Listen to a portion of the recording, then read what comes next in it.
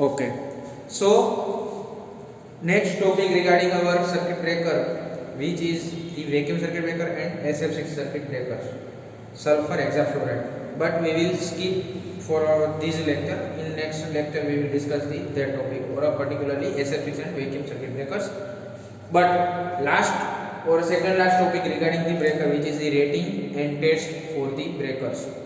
Particularly in ratings or ratings for a circuit breaker, there are basic terms regarding the ratings of that particular breaker.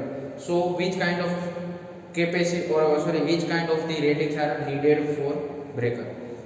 Then first term regarding that breaking or breaker capacity, which is the breaking capacity, as well as symmetrical regard or same term regarding that breaking capacity, which is making capacity.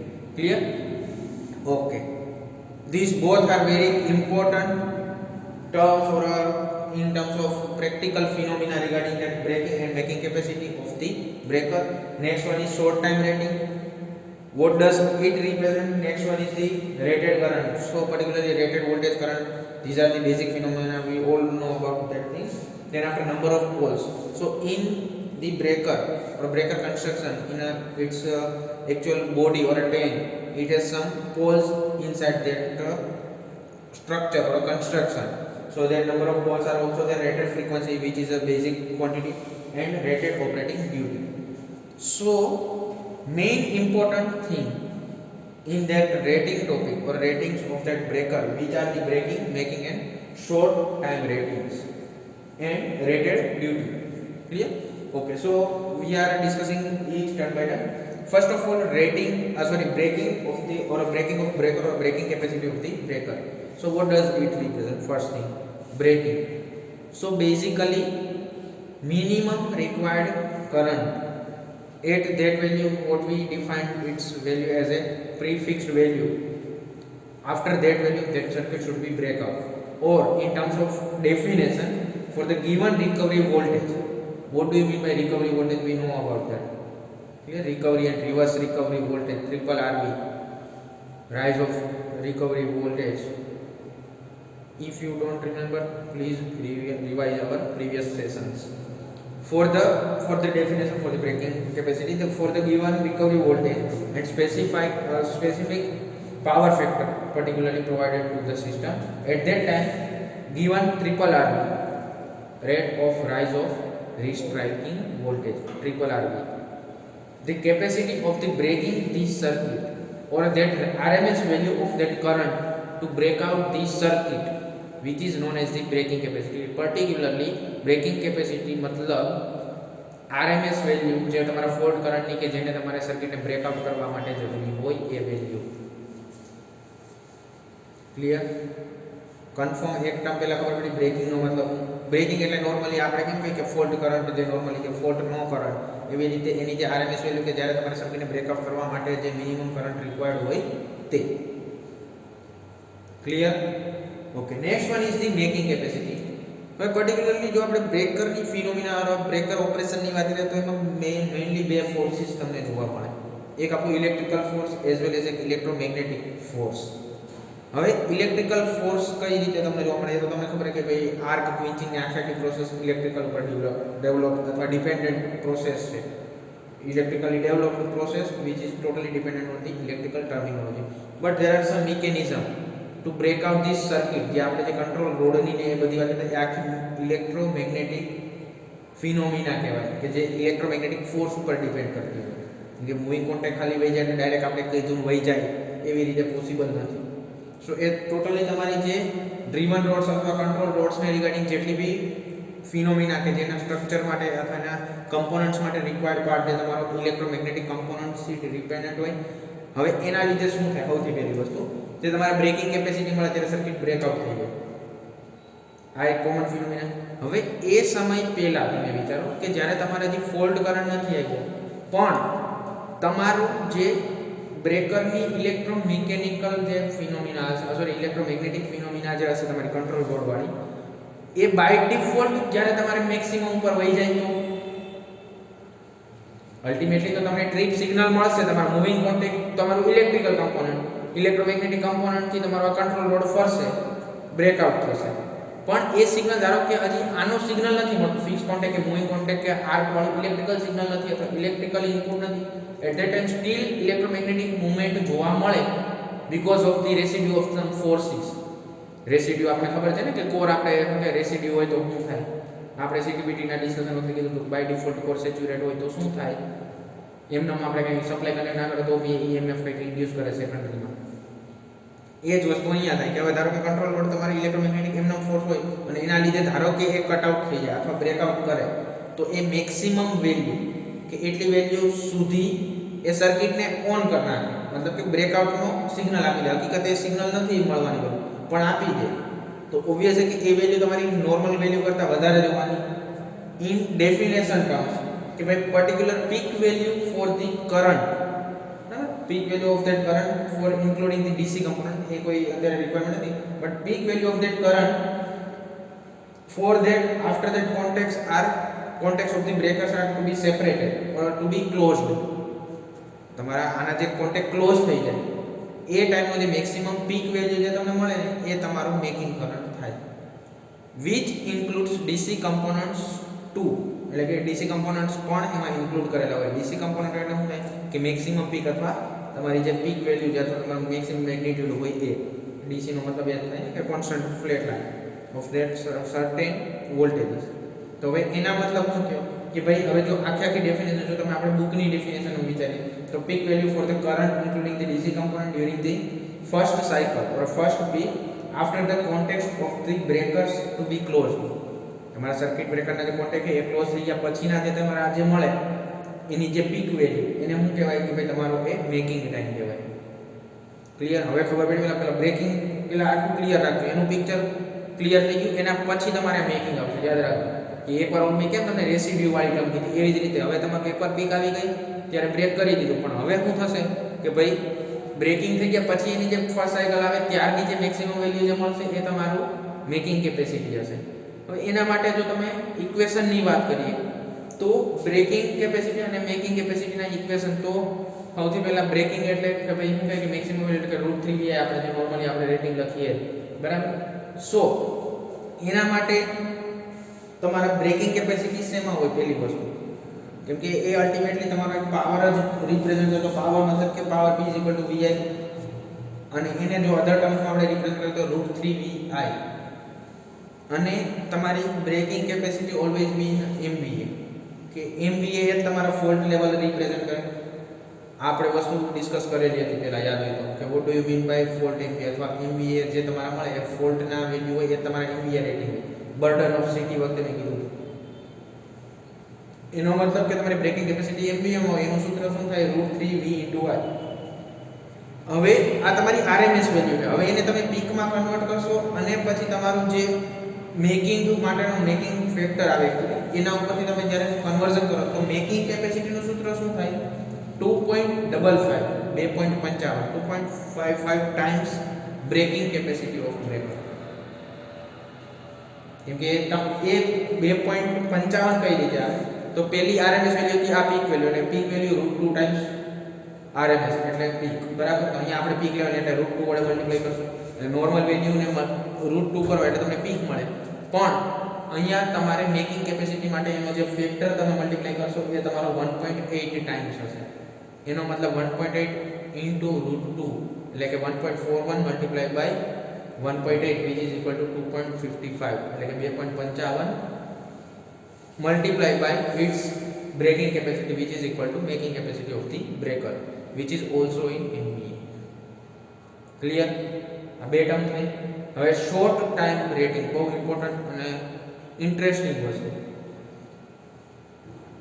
In general તમે વિચારો કે બ્રેકરનો main purpose શું હતો અત્યારે જેટલા આગળ ગયા એટલું હવે આપણે પાછળ જઈએ કે ધારો કે બ્રેકરની મેઇન આપણો પર્પસ શું હતો કે ભાઈ જ્યારે ફોલ્ટી કન્ડિશન આવે અથવા ફોલ્ટ કરંટ અથવા ટ્રાન્ઝિયન્ટ્સ આવે એ ટાઈમે તમારે એને પ્રોટેક્શન પ્રોવાઈડ કરવા માટે એ તમને પ્રિવેન્શન માટે યુઝ કરીએ.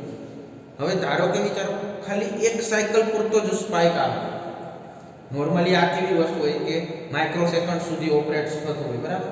માઇક્રોસેકન્ડ નોર્મલી 3 માઇક્રોસેકન્ડ સુધીમાં નોર્મલી બ્રેકર ઓપરેટ થઈ જતા હોય. અને 100 માઇક્રોસેકન્ડ્સ ને એ બધા એના શું કહેવાય કે આપણે બ્રેકિંગ ટાઈમ ને એના માટે જો ટાઈમની ડેફિનેશનમાં વાત કરીએ તો બ્રેકિંગ ટાઈમ એના 3 માઇક્રોસેકન્ડ એટલામાં બહુ મિનિમમ વેલ્યુમાં હોય કે ભાઈ તરત તમને ટ્રિપિંગ સિગ્નલ આપે અથવા બ્રેકઆઉટ કરે.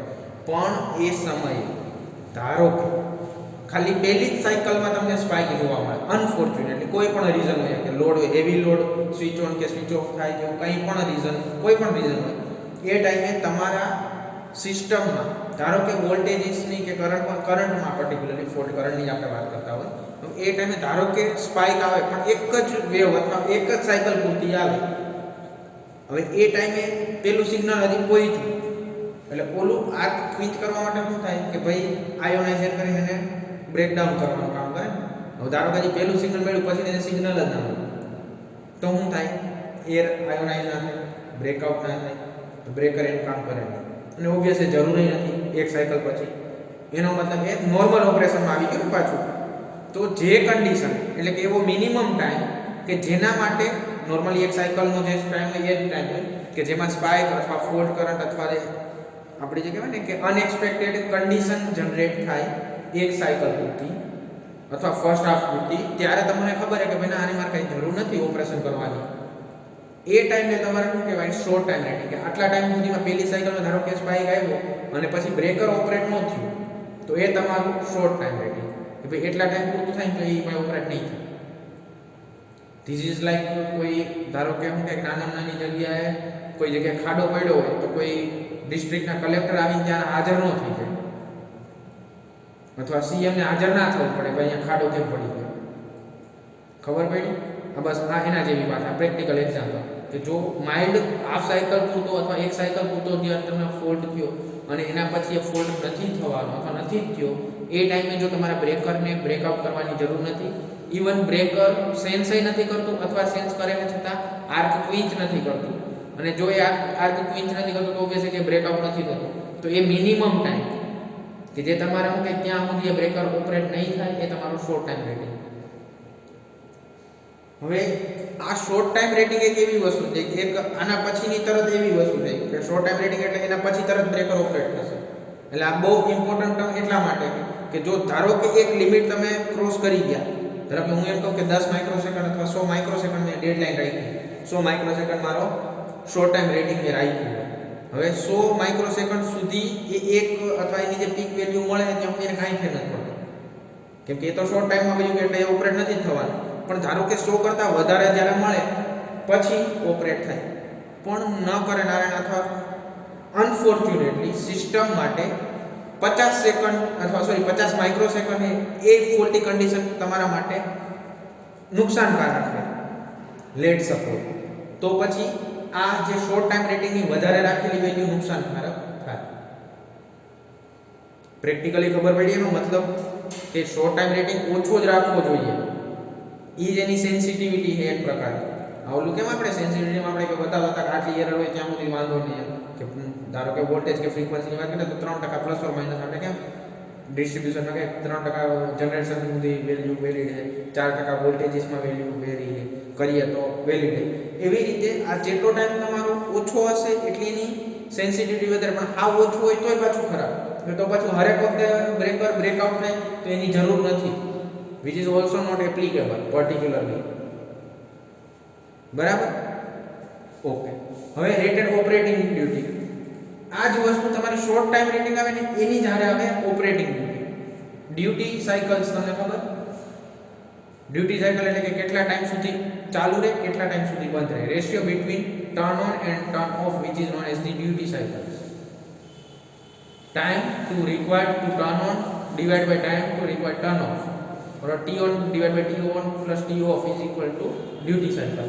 હવે ડ્યુટી સાયકલ નો મતલબ કેટલા ટાઈમ ચાલુ રહે કેટલો ટાઈમ બંધ રહે. એ જ રીતે ઓપરેટિંગ એટલે કે રેટેડ ઓપરેટિંગ ડ્યુટી કે કેટલા ટાઈમ પૂરતો ફોલ્ટ આવે એના પછી એને શું કહેવાય કે રિપેર કરે કે એની ડ્યુટી સાયકલ કેટલા ટાઈમ સુધી ચાલુ રહે વળી બંધ થઈ જાય. ક્લિયર?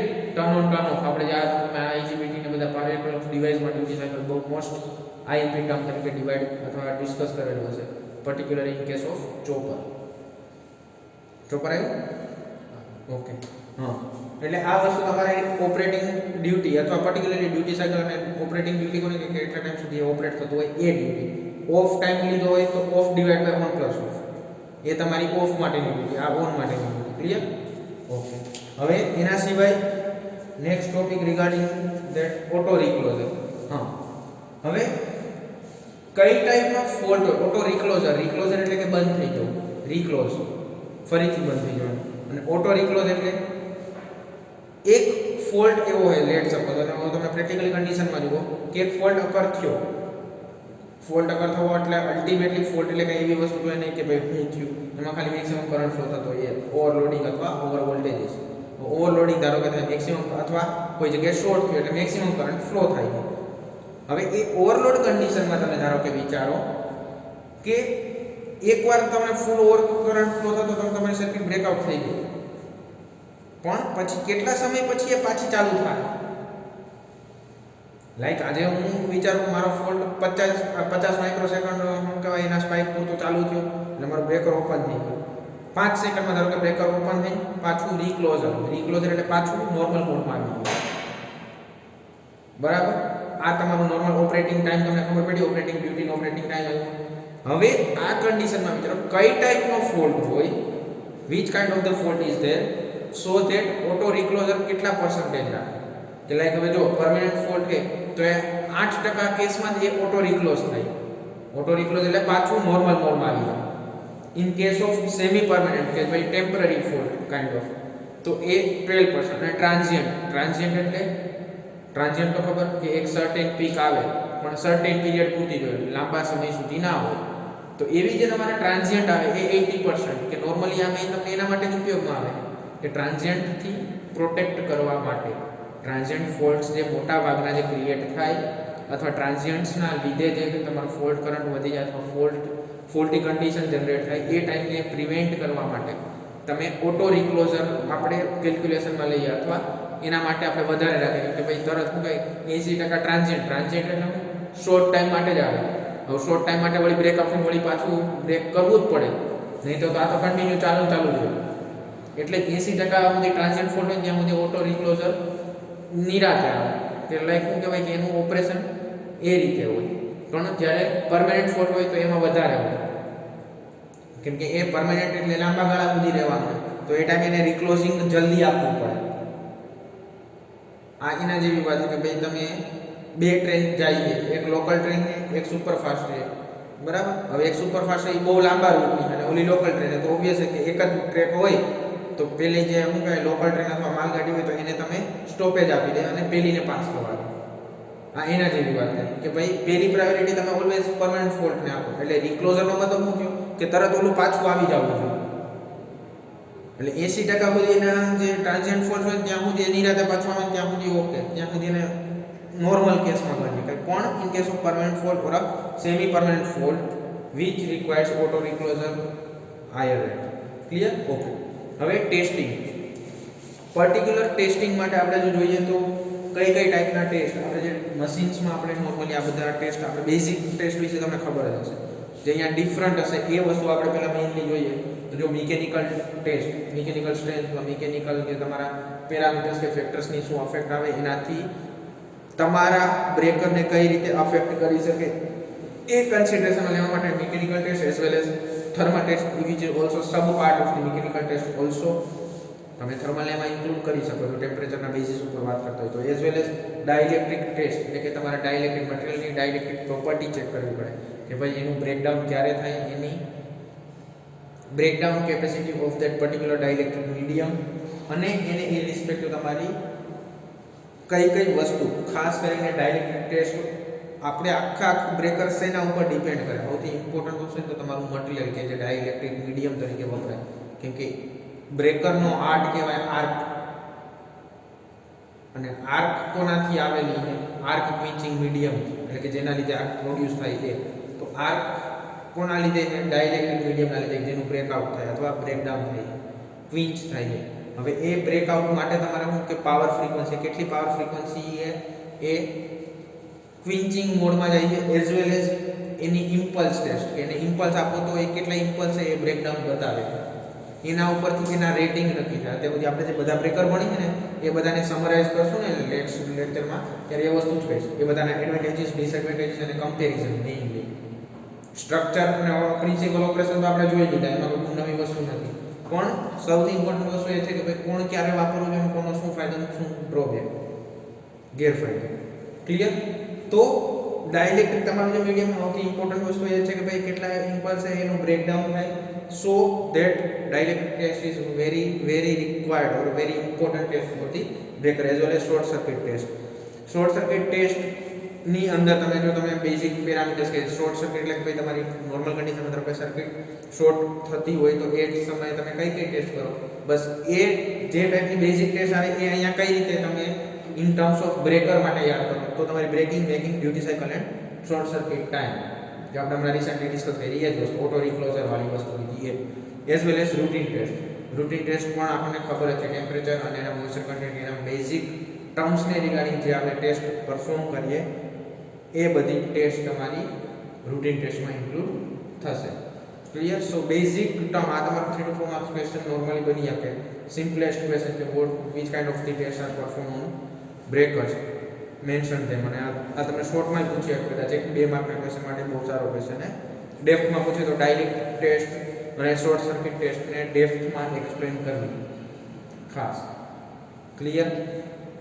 ઓકે. બાકી ટાઈપ ટેસ્ટ, ડાયરેક્ટ ટેસ્ટ અને રૂટીન ટેસ્ટ આ નોર્મલી ટાઈપ ટેસ્ટ અને રૂટીન ટેસ્ટને સબ કેટેગરાઇઝ કરેલી છે. ક્લિયર? એના સિવાય જે નેક્સ્ટ લેક્ચરમાં હવે આપણે જે ડિસ્કસ કરશું એ તમારું આવશે SF6 બ્રેકર અને વેક્યુમ સર્કિટ બ્રેકર. આ બંને બહુ શોર્ટ ટોપિક છે પણ એના પછી ઇમ્પોર્ટન્ટ આપણે ચારની કમ્પેરિઝન કોના અથવા કયા બ્રેકરના શું એડવાન્ટેજીસ ડિસએડવાન્ટેજીસ અને એના મતલબ ડ્રોબેક્સ અને એપ્લિકેશન તો બધાની કોમન જ છે તો ખબર જ છે, પણ કઈ જગ્યાએ કયું વાપરવું કે એ બહુ મોટું ઇમ્પોર્ટન્ટ નોલેજ છે કે ભાઈ કઈ વસ્તુની જરૂર પડે એ તમને ખબર પડી ગઈ કે બ્રેકરની જરૂર પડે, બ્રેકરનો ઉપયોગ શું, બ્રેકર ક્યાં કામ આવે, કઈ જગ્યાએ કયું બ્રેકર કામ આવે એ ત્યારે ખબર પડશે. ક્લિયર? ઓકે. સો ત્યાં સુધી આજનો લેક્ચર એન્ડ.